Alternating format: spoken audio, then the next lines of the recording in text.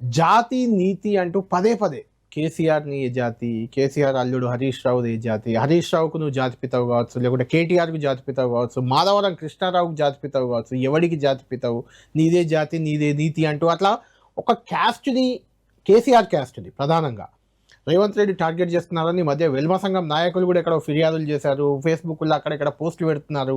మీరు కూడా అదే సామాజిక వర్గానికి చెందిన వ్యక్తి. అలా రేవంత్ రెడ్డి మాట్లాడినప్పుడు మీకేం అనిపించట్లేదా? మరి మీకు మీ సంఘాన్ని నుంచి ఎలాంటి ప్రెషరో లేకుండా వాళ్ళు ఇట్లా మాట్లాడుతున్నాడు మీరు ఏమైనా చెప్పొచ్చానో అటువంటి ఫీడ్బ్యాక్ ఏమి ఎక్కడ రాలేదా? మీకు వస్తుందా ఎప్పుడన్నా? మీరే అన్నట్టు సంజయ్ కుమార్ని దగ్గర తీసుకుంటారని మీరే అన్నారు. నేను వెలమా అని చెప్పి తెలియదా? అందులో ఒక రాజకీయ కుటుంబం అంటే మిమ్మల్ని తీసుకుంటే సరిపోద్దా? వేరే వాళ్ళని విజయ రామారావు గారికి ఫస్ట్ టికెట్ అనౌన్స్ చేసింది.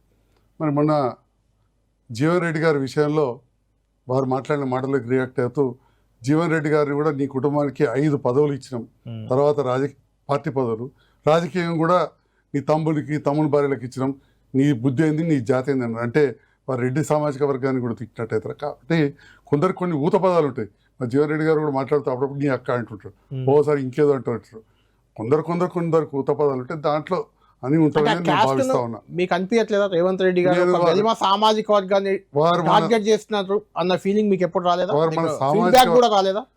వారు మన సామాజిక వర్గానికి వ్యతిరేకంగా ఉన్నారని చెప్పి మాత్రం నాకు అనిపించదు. ఎందుకంటే రాజకీయ కోణంలో చూస్తే ఇటు విజయరామరావు కావచ్చు, అటు బల్మూరు వెంకటకి ఎమ్మెల్సీ రావడం కావచ్చు, పిప్పు పదవులు రావడం కావచ్చు, జీవన్ రెడ్డి పక్కన పెట్టి మిమ్మల్ని నెత్తి మీద పెట్టుకోవడం కావచ్చు.